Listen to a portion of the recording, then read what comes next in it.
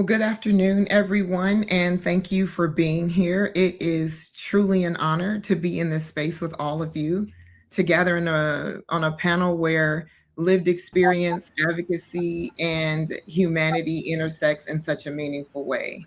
So, for those of you who do not know me, I am Dr. Shaneva McReynolds, honored to be the president of FAMM, and I will be your moderator for today's conversation. And I want to start by saying this conversation is not just important, it's necessary. Originally, Families Against Mandatory Minimums, is a national nonpartisan organization that has been working for over 35 years to create a more fair and effective justice system. We operate both at the federal and state levels, and our work is rooted in a few core principles: that accountability and dignity can coexist, that public safety and second chances are not in conflict, and that the people closest to the system should have a voice in shaping it. Our community, our family includes people who are currently incarcerated, formerly incarcerated individuals, family members, survivors, advocates, system stakeholders from all across the country. And what brings us together is a shared belief that our justice system can and must do better. So that brings us here today, and why we are talking about faith. April is Second Chances Month, which makes this an especially fitting time to reflect on the values that drive this work. Because when we talk about second chances, we are inherently talking about redemption. We're talking about mercy. We're talking about the belief that people are more than the worst thing they've ever done. And for many people across different backgrounds and experiences, those beliefs are deeply rooted in faith. Now at FAMM, we are not a faith-based organization. We are proudly nonpartisan, and we represent people from all walks of life across the full spectrum of beliefs, traditions, and perspectives. But what we see time and time again is that faith, however it is defined, shows up in this work in powerful ways. For some, faith is what sustained them during incarceration. For others, it's what compels them to advocate. And for many, it's what allows them to hold space for both accountability and compassion at the same time. And even for those who do not identify with a particular faith tradition, there is often still a belief in people, in growth, and in the possibility of change. And that belief is just as powerful. So today, it's not about promoting any one faith. It's about understanding how faith in all its forms intersects with advocacy, with justice, and with the human experience inside and around this system. And so, we're happy to bring this panel together and make space for the stories that do not always get told, and recognizing that people impacted by the system are not a monolith. There is no single way to experience loss. There is no single way to experience accountability. And there is no single way to believe in redemption. But together, those perspectives help us build something better. So I am honored to be joined by this incredible group of panelists today, each bringing their own lived experience, their own perspective, and their own relationship with faith into the conversation. And so before we talk about faith, it's important for us all to ground ourselves with who's in the room, because every perspective on this panel comes from lived experience in a different way. So I am honored to present to you Miss Anne-Marie Easley, who is the Assistant Warden 4 at Louisiana State Penitentiary in Angola. She began her career in corrections 25 years ago, and prior to that, she was a school teacher. Imam Ameen, who embraced Islam 30 years ago during his incarceration and was released after 3 decades. Today, he serves as an imam and is respected for his leadership and mentorship of youth. Shanna Rifkin, who is FAMM's phenomenal general counsel. Shanna directs FAMM's Federal Compassionate Release Clearinghouse work. She oversees FAMM's Supreme Court practice and advocates for reform of federal sentencing and correction law and policy before the United States Sentencing Commission. She also covers Congress, the Federal Bureau of Prisons, and the United States Department of Justice. And last but not least, Mr. Matthew Charles, who is FAMM's State Legislative Affairs Manager. Matthew was sentenced in 1996 to a 35-year federal sentence. His sentence length was the result of an unjust disparity between crack cocaine and powder cocaine. And after serving 22 years on that sentence, he became the first beneficiary of the First Step Act signed into law in 2018. Well, I guess before we continue, I'll briefly ground myself in this conversation as well.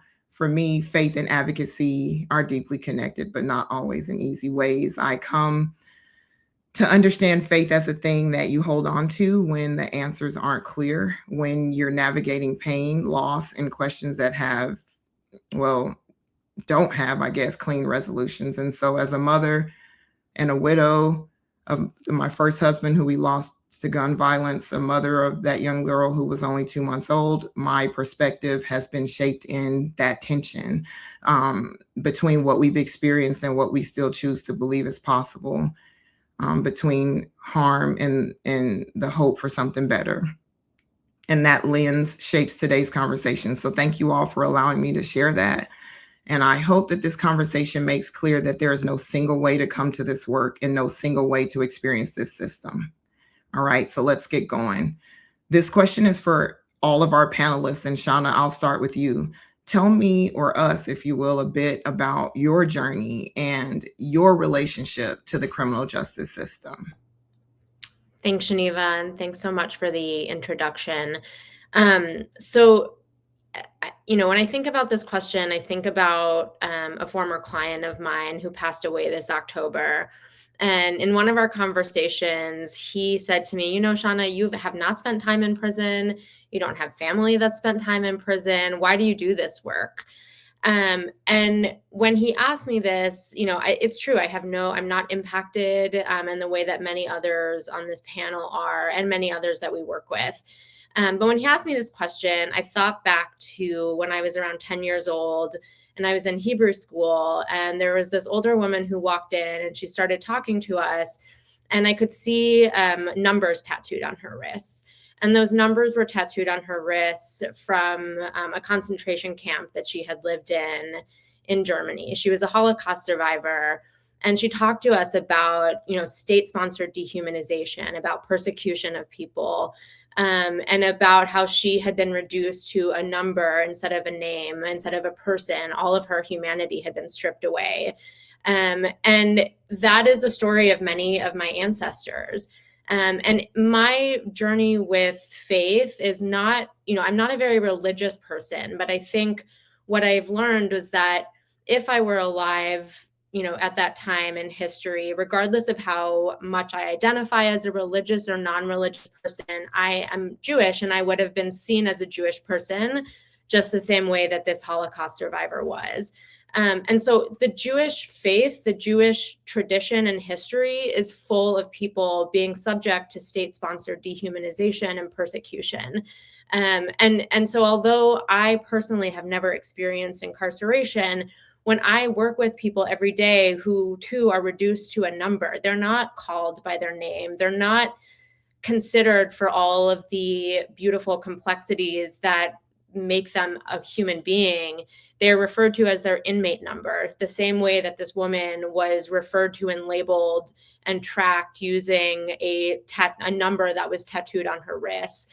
And so that really is kind of what brought me to this work initially, and what, in many ways, what sustains the work that I do.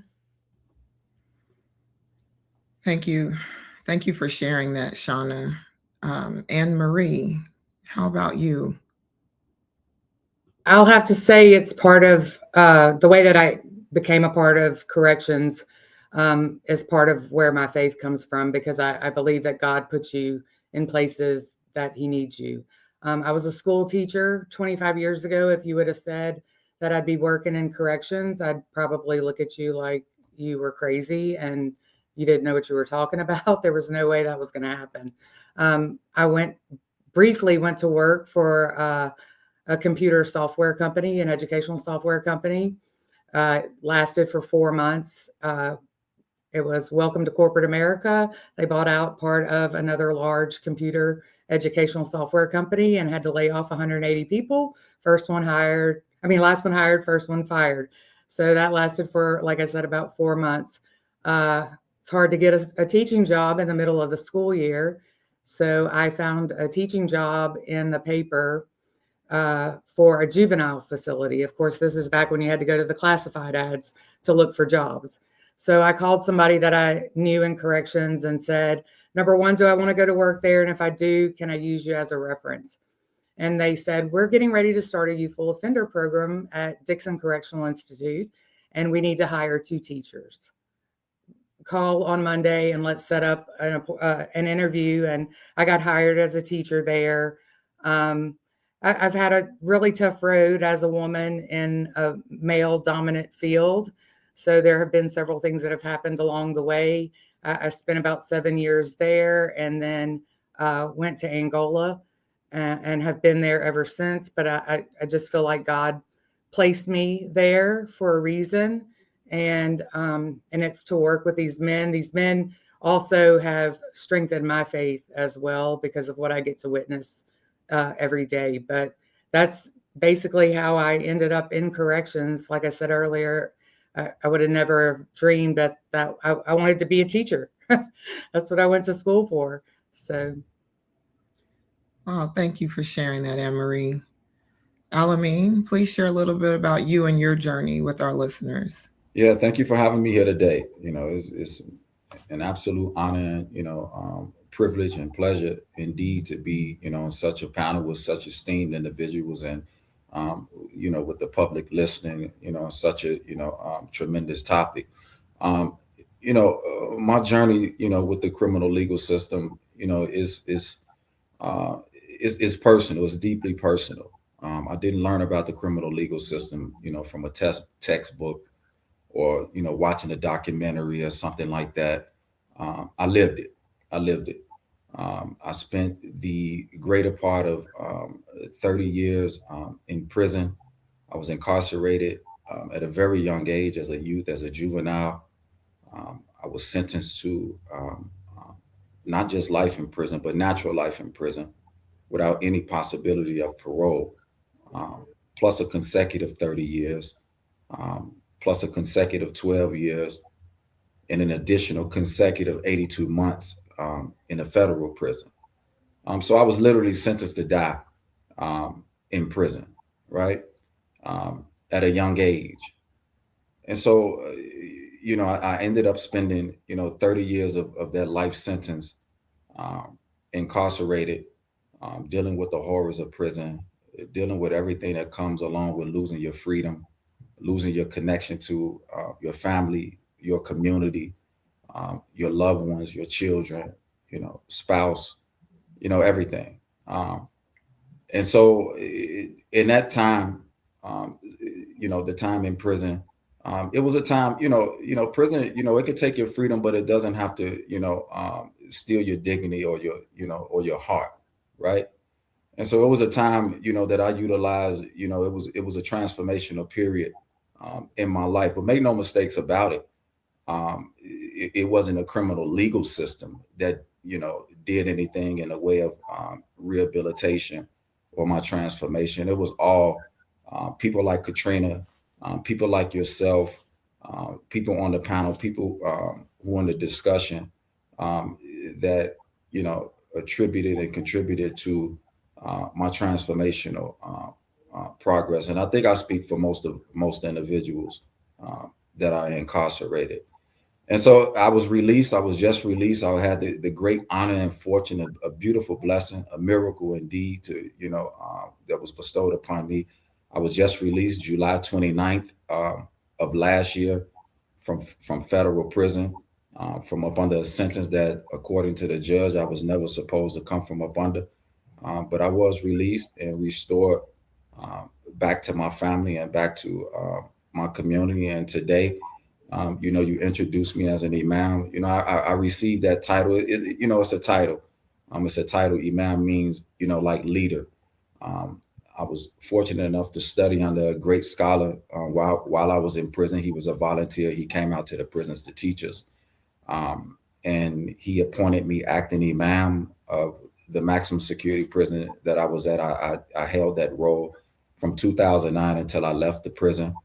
And then when I came home, people who had heard about the work that I was doing in prison they began to look at me and view me as an imam. They call me imam, which means the leader. And so since I've been home, I've been guiding and, teaching inside of masjids on social media, mentoring youth to try to keep them away from the same system that pulled me in, trying to get them to understand that the system, it'll pull you in and it might not spit you out. And if it spits you out, you may not come out the same. So I've been doing that work since I've been home, and it's an absolute, it's humbling work to do, and it's an honor to be here today on this panel. Thank you, Imam Ameen. We appreciate you. And last but not least, FAM's very own Matthew. Matthew, many people know you, but for those who do not know you, can you please share your story briefly? Okay. As Shaneva stated, my name is Matthew Charles. Briefly sharing my story, my journey was long and arduous. The pivoting point was in 1996 while in the county jail in Clarksville, Tennessee. A friend of mine who actually was from Mexico named Jesus Duran, he had drove a tractor trailer load of marijuana through the state of Tennessee and ended up being arrested and was in the same county jail I was. And because me and him were friends in there, not knowing each other before then, he ended up being able, because his family was well off, being able to get a good attorney and was able to go to court and get a 5-year sentence. And once he received that 5-year sentence, as he was leaving, he gave me all of his possessions. And in his possessions, unbeknownst to me, because we never talked about God, I never believed in God up until these chain of events took place, because I was born in the mid 60s, and from the age of 6 years old upward until I graduated high school, my father was a very verbally and physically abusive person. So from the age of 6 years old, I can recall being beaten, made to stand up, to be beaten and knocked down again so many different times until I just stayed on the ground. So that was my life up until the time I actually graduated high school, joined the military to get out of that type of environment. But once I joined the military, I felt that they also had strong control over my life. And the only difference was I wasn't being physically beaten, but I was verbally being abused. So I did my term. And then once I got out of there, I just decided to live my life my way. Bad decision, because my way was based off of the anger, the abuse, the trauma, everything that I had suffered as up until the point that I decided to get out of the military. So once I got out of the military, I just started making wrong decisions, and that led me to periods of incarceration. But back to what I was stating, I ended up being in the Clarksville County Jail with Jesus Duran, and when he was leaving, he gave me his possessions, and in his possessions was a Bible. So I ended up taking that Bible, didn't intend on reading it. Like I stated before, I never believed in God because he never showed up at my parents' household and spared me, my siblings, or my mother from the verbal or physical abuses that we had suffered.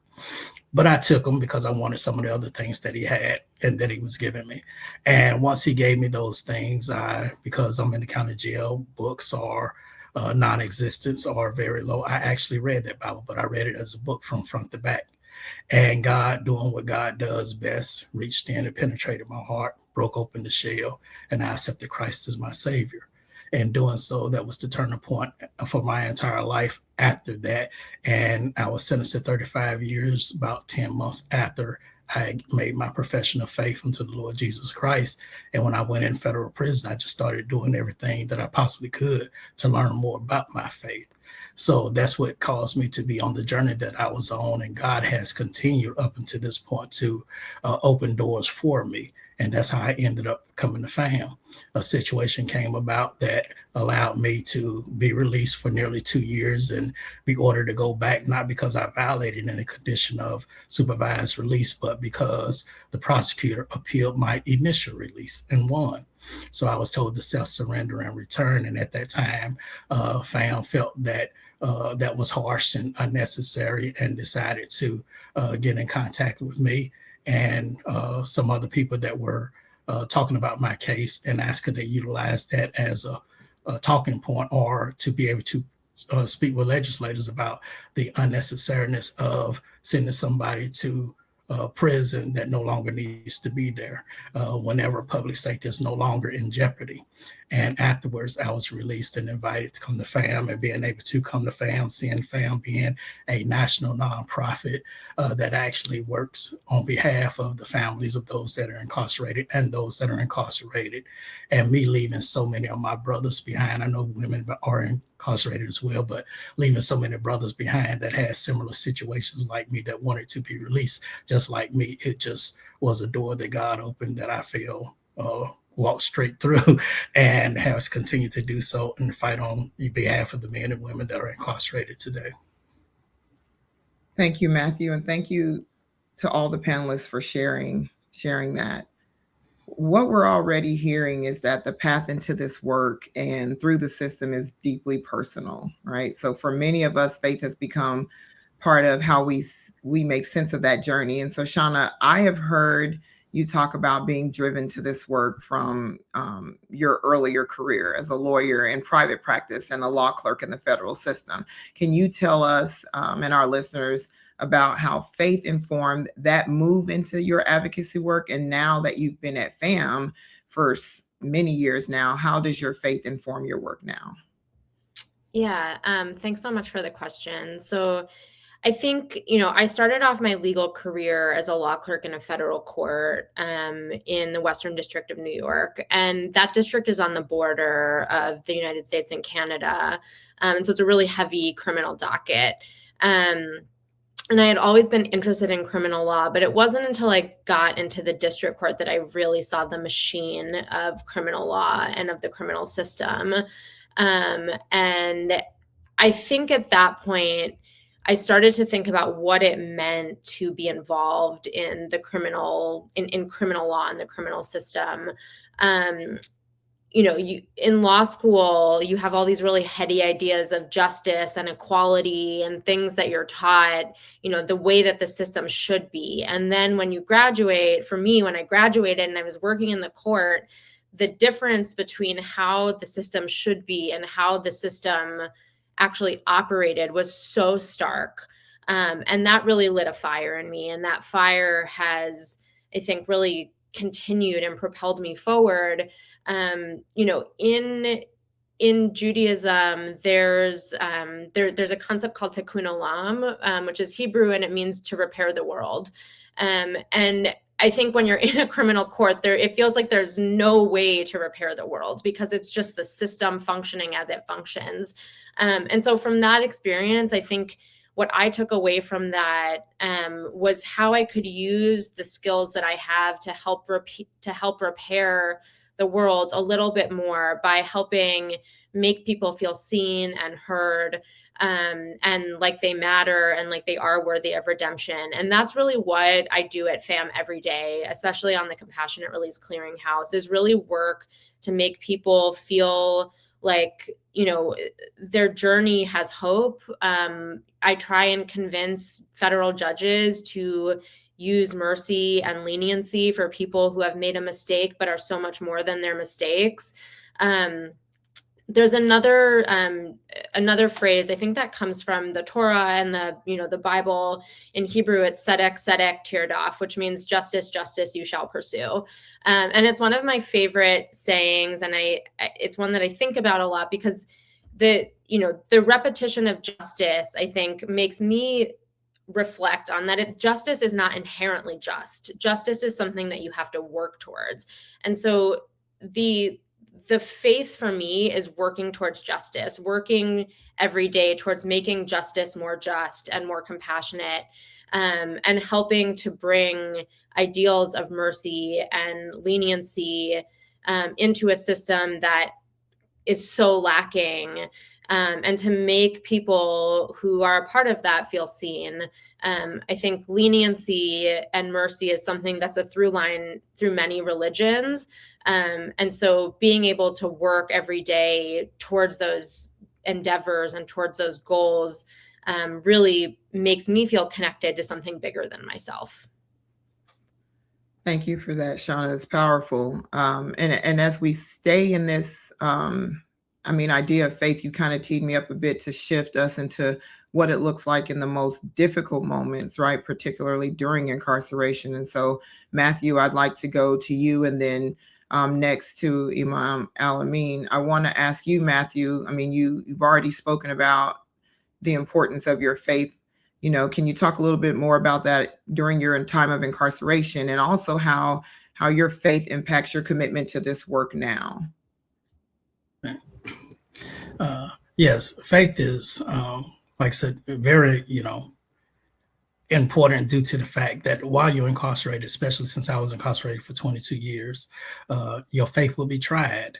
There are situations that take place while you're incarcerated that are so unexpected, but your response normally is based on your faith, because a lot of, like Shanna had stated a few seconds ago, when it comes to a lot of different beliefs, the beliefs are set in customs, traditions, tolerance, self-control, just thinking and having an openness or readiness of acceptance. So there are situations that arrive to where I was wondering if I was going to ever get out of prison. I remember when Booker versus United States passed, and what Booker versus United States done was it made the sentencing guidelines advisory instead of mandatory. As a matter of fact, the United States Supreme Court had ruled in that case that the sentencing guidelines were unconstitutional being mandatory. They're still supposed to consult the guidelines, but they're now advisory. And then they didn't make that retroactive for all of us that were still incarcerated. So we had hopes when the Booker decision came out that it would allow us who were under the mandatory sentencing to get a second look, and it never happened. And a lot of us had actually been praying that decision would pass and that it would help us. And it actually helped a lot of people, but it didn't help us that were already incarcerated. And then there were times where it just seems like all of the laws, because I was considered a career criminal, so it seemed like a lot of the laws that were being passed never were able to be made retroactive, or the Sentencing Commission never allowed those who were sentenced as career offenders to be able to benefit from it. So that's where I state that faith was tried. But the thing about faith, Paul says in Hebrews 11:1, faith is the substance of things hoped for, the evidence of things not seen. That's a funny scripture because it's saying we understand substance as something that we can see. You know what I mean? The matter that does exist. And it's telling us that faith is equivalent to that. So it's telling us to see beyond the natural eyes and to the third eye or the spiritual eye. So being able to hang fast on that, I just continued to believe that God would open the door for me. And then God in his timing did open the door for me. So faith is very instrumental in not only my everyday living, but also what I do for those that are still incarcerated, because my faith allows me to be open-minded. It allows inclusiveness, as opposed to just being able to state that if you don't think like me, believe like me, or look like me, then I have nothing for you. Now, prior to me becoming a Christian, that was my mindset. I hate to share this with the audience and the listeners and the panel, but prior to that, I hated people. I didn't want to talk to anybody because of the way that I was raised. So therefore, the nature of who I am now is completely as opposite as you would ever imagine as the person that I am today. And because the reason being I didn't like people, it was because I didn't trust people. So faith is very instrumental in not only, like I said, the work that I do, but all those that I continue to talk with and be around each day, because it just shows me I'm no longer the man that was molded by anger, bitterness, hardship. And I am that person that God said I am, a new person in Christ. Thank you, Matthew. And for Imam Ameen, would you tell us about how your faith was important to you during your time of incarceration and how it shows up in your life now? Yeah, sure. First of all, brother Matthew, man, welcome home, bro. It's a pleasure to be on this panel with you, bro. You know, we got a lot in common, man. You know, and it's, alhamdulillah, I love hearing about, your story.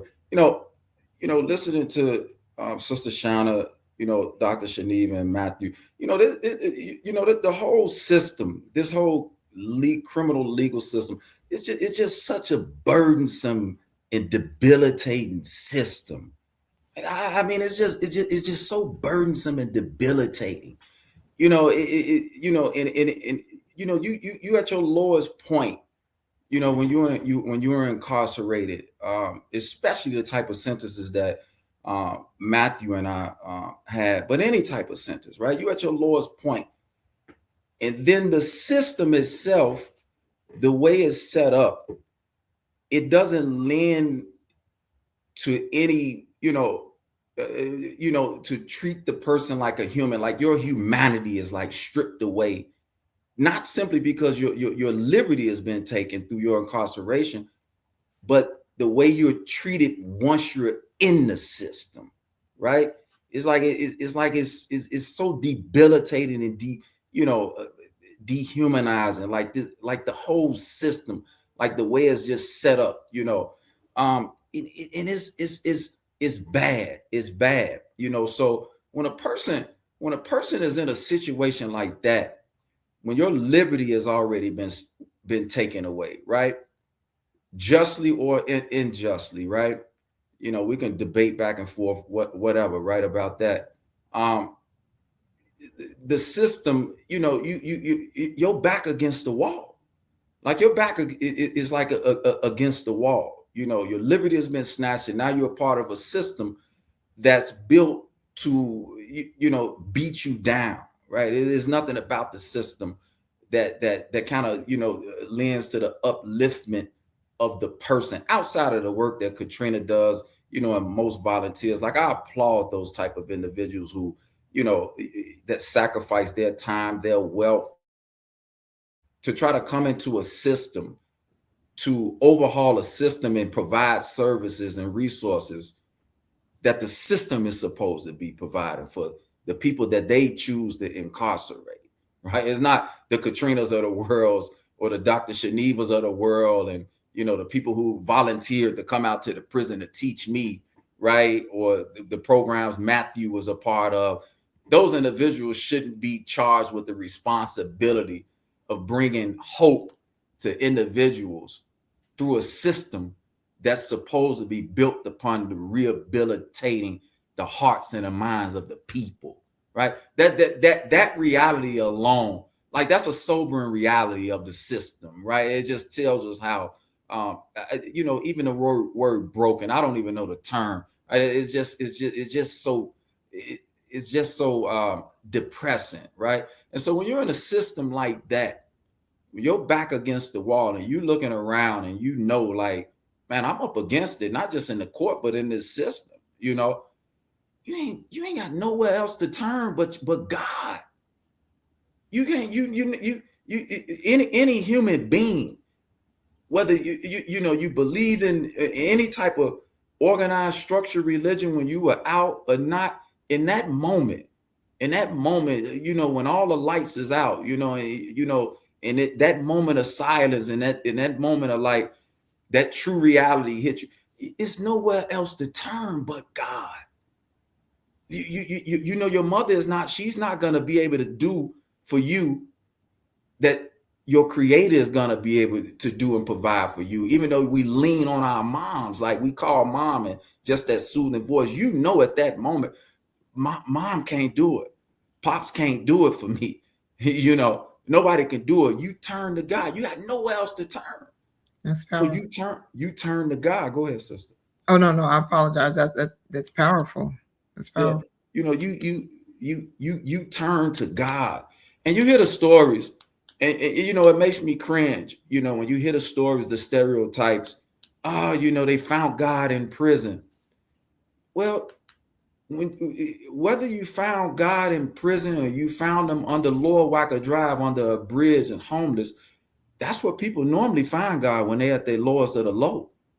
So it's nothing. It's not by chance or happenstance that most individuals, when they enter into that cycle, that system, that they find God. They don't necessarily find God. They turn to God. Yeah. They turn back to what's natural.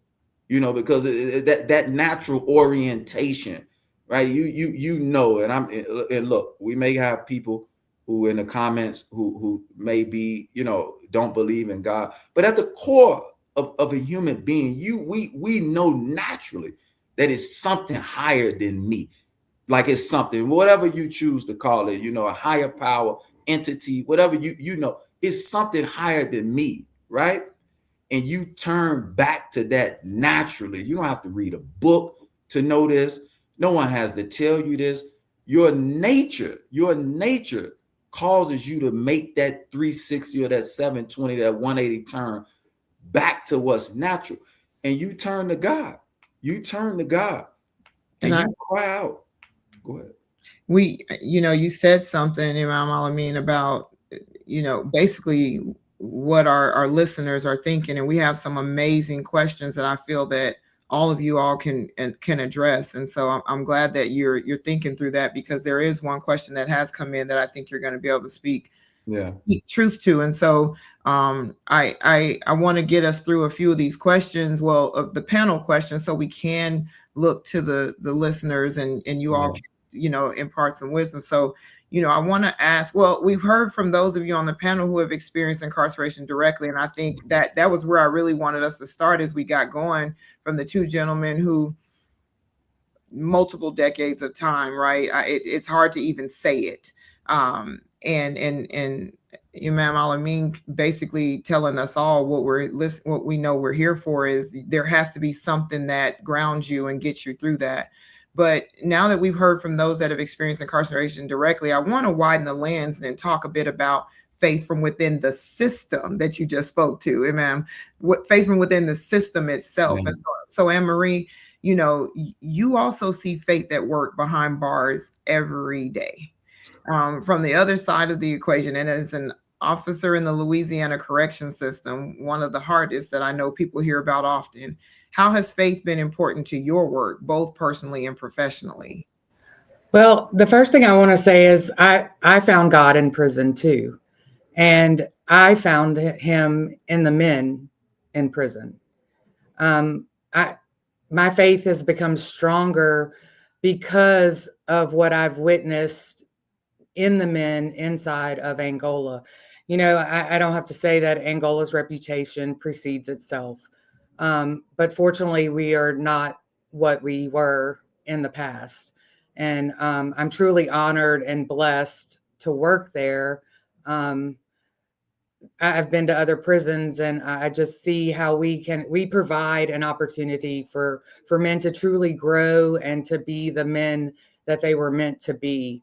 But I've seen where men of any one particular faith accept men from all other faiths. I tell people all the time that the men at Angola could teach the rest of the world about acceptance and just welcoming men.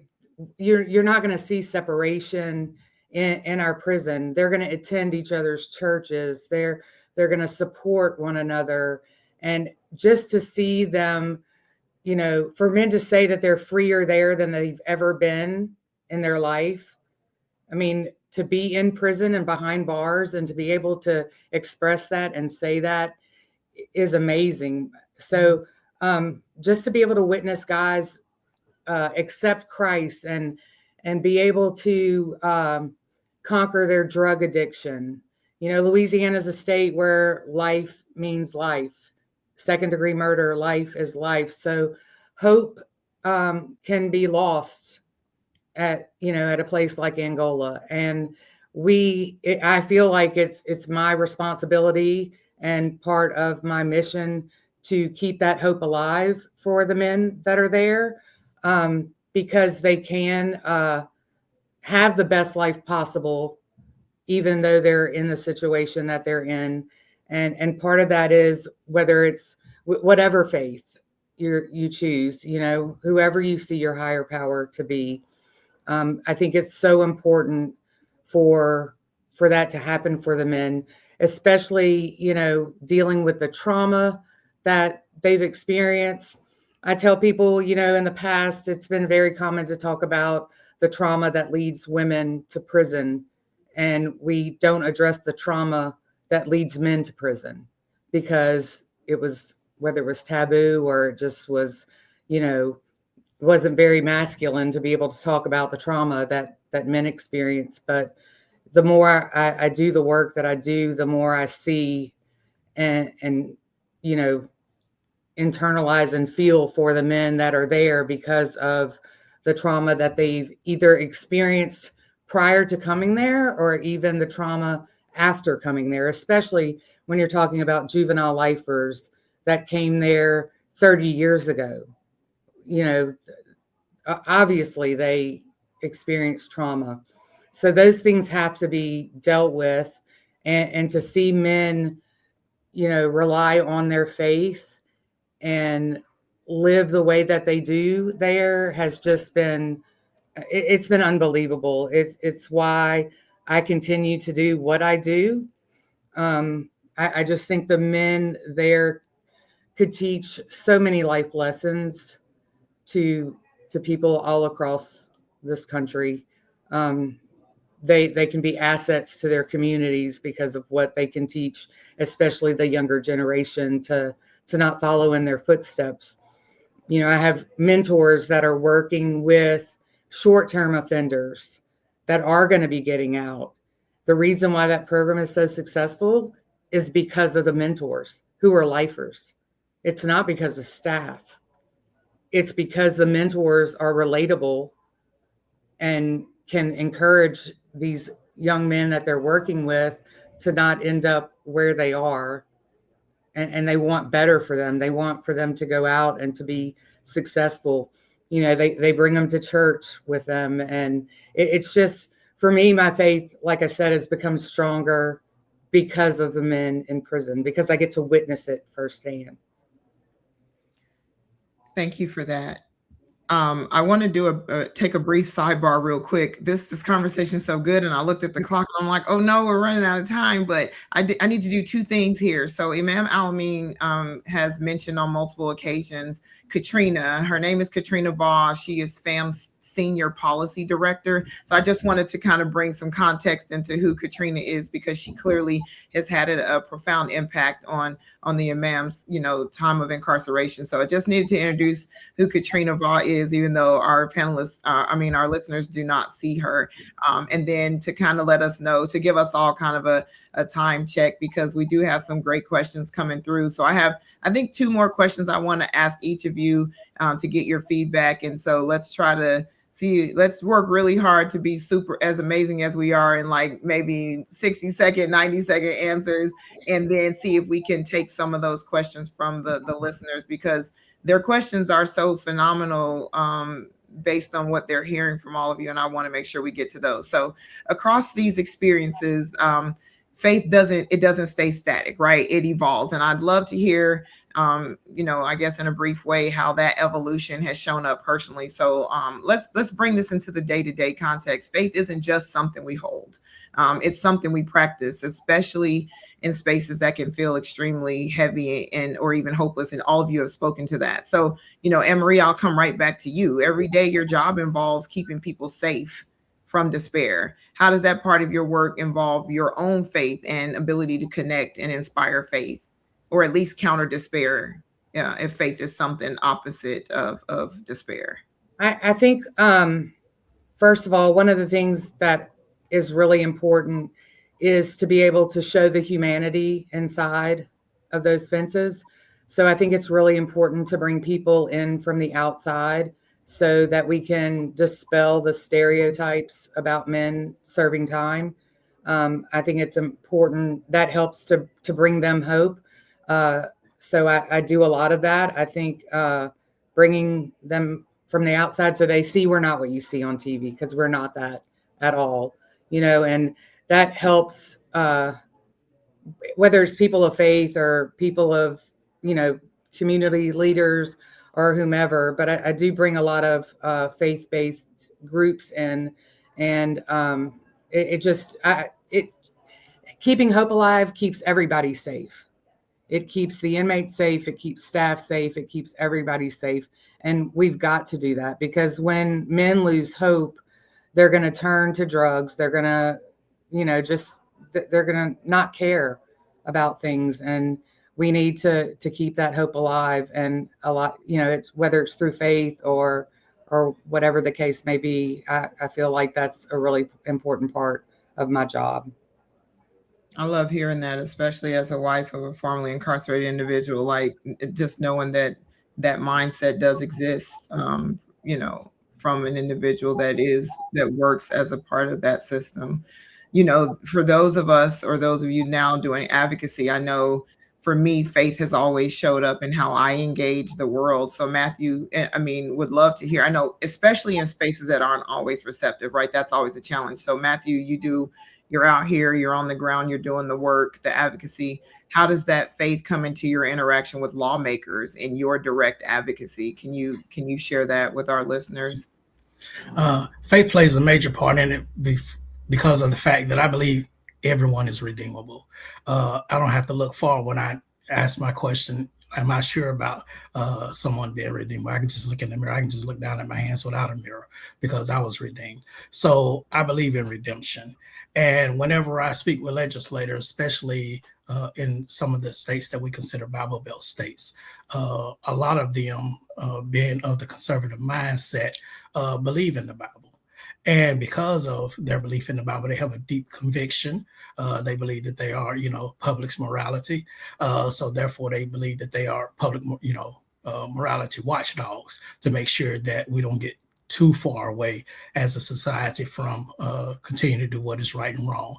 And that normally turns into them writing or supporting bills. So whenever I speak with lawmakers in regards to that, I like to go in, and sometimes I like to share my story, which is very unpleasant if you hear it all, but it allows them to be able to see that I'm sitting here speaking to you as a person who has changed my life because of my profession of faith in Christ Jesus. So therefore, just me believing that everybody's redeemable, understanding depravity, believing that a lot of times you do see people that you consider incorrigible, but that's like 5% of the population and not the 95%. It's when the lawmakers believe that it's the 95% of those that are incarcerated are incorrigible that you run into all those different problems and dilemmas. But I try to let them know that most people will change. Most people change for a volume of different reasons. And I'm a living witness to that change as well. So just being able to, like I said, believe every day that people are redeemable, being able to understand my own past, my own life lived, and some of those that I've experienced that are still incarcerated, that were my mentors, that were my shepherders, that also helped me along in this walk, that are still behind bars, that I think are better men than I am. So just being able to share that with legislators, lawmakers, being able to remain humble and understanding and open, because one thing that oftentimes religion does, it allows you to be inclusive. It allows you to be able to be open-minded as opposed to close-minded and close-hearted. So that has helped me to be able to continue to do the work that I do, whether it's speaking with my neighbor, whether it's speaking with a legislator, or whether it's being able to go to church with some of my church friends. Thank you for that, Matthew. You actually helped kind of drive me towards the next question for Shanna. I want to make this even more tangible by connecting faith to specific areas of advocacy work. So Shanna, you work a lot on compassionate release. How is that work related to your faith? Yeah, I think compassionate release is the most Jewish thing that I can do. Compassionate release is really about the idea that we are all human. We are all people who make mistakes, and we are all worthy of redemption, compassion, mercy, and leniency. And for me, it is integral to my view of faith to use my voice to try and fight for justice for those people and to help them feel like they are worthy and they are valuable.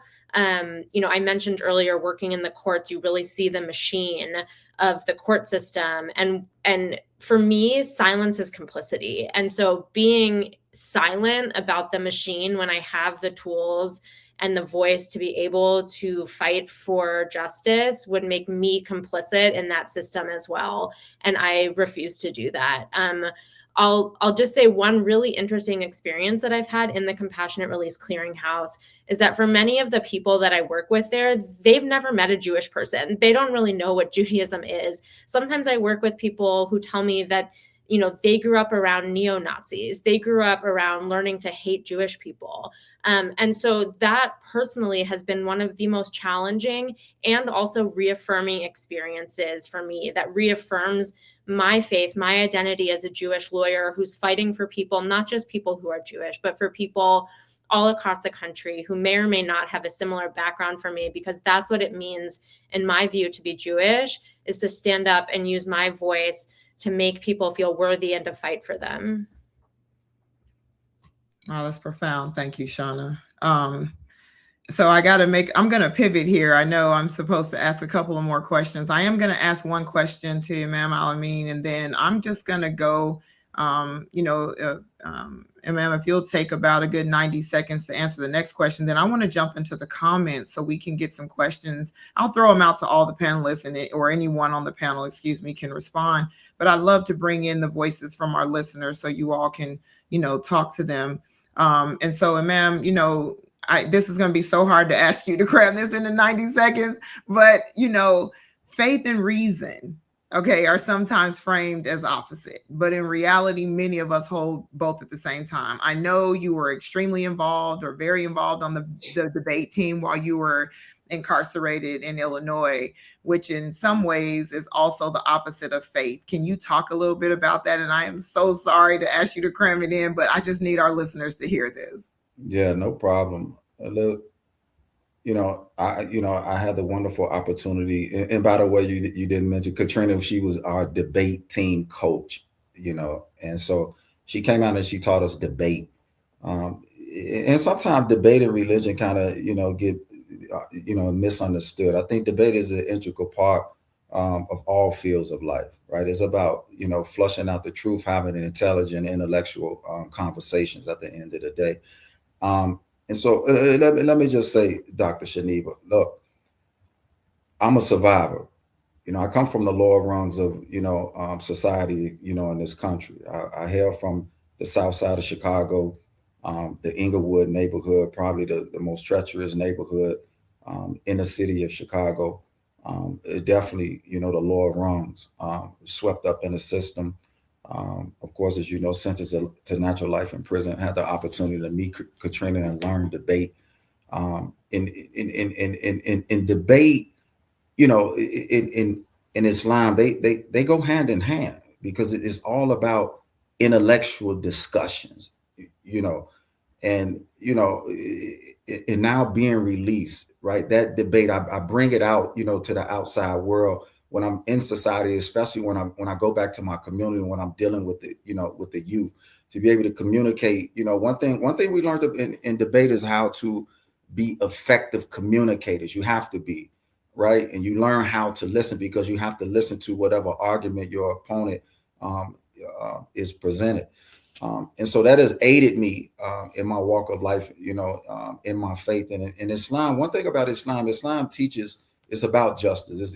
There's a principle that is founded upon in its justice, and we're tasked. Every Muslim is tasked with the obligation of saving just one life, right? Because in the Quran is a verse that says to save one life as if you've saved the entire humanity. And so we look for that one person. And so when I go back to these communities, right, I look for that one individual that I can reach. That one individual, that one young man, that one young woman, right, that I can reach.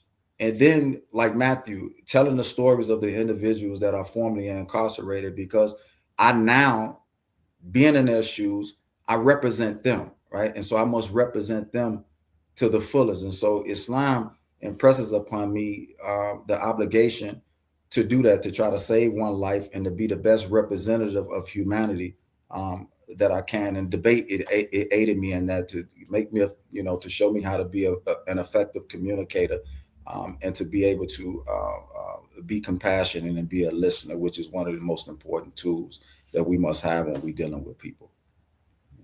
Thank you for that. I just needed our listeners to hear that and connect those dots, and then also kind of really be a full circle moment to who Katrina is. And Yeah. you said something. You mentioned where you're from. I too, we spoke about this before. And I'm from Inglewood in Chicago on the South Side, and as you said, one of the most treacherous neighborhoods to go up in. And I love to tell people, and therefore you and I and my husband are, we're the poster child of that. Something good can come from Inglewood. And so I share that forward. Okay, we got a few minutes, so I want to bring up, man, we might go past, my team might get a little frustrated. I mean, we might go 5 minutes past 12, but let's take at least 2 or 3 of these questions. So from our family members, Anne-Marie, one of our family members asked the question. I too want to hear your answer on this. Do you find that most of the staff are also believers? So, first of all, we have over 1,200 employees, but I can say that all of the staff that I work with directly and have worked with, which is a great number of them, are. And our warden, who wouldn't mind me saying at all, is absolutely a believer. And he is concerned with every soul of every man that is incarcerated at Angola.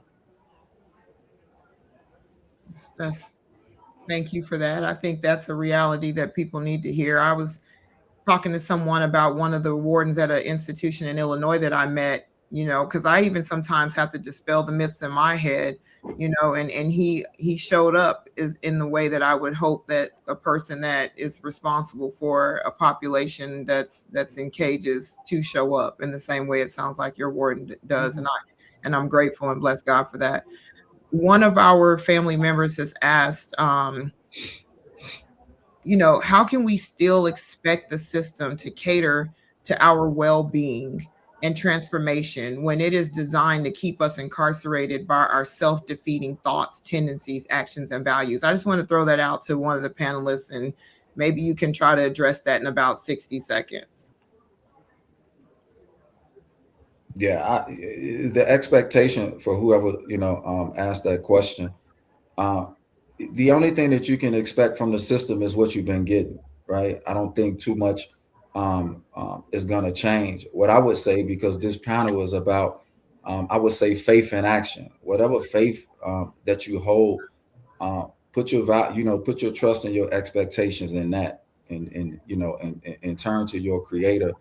Put your faith and trust in Him, and just continue to push forward. Panels like this, the work that FAMM is doing, alhamdulillah, tremendous work. They have lawyers on the team, Sister Shanna, Brother Matthew, the excellent work that he's doing.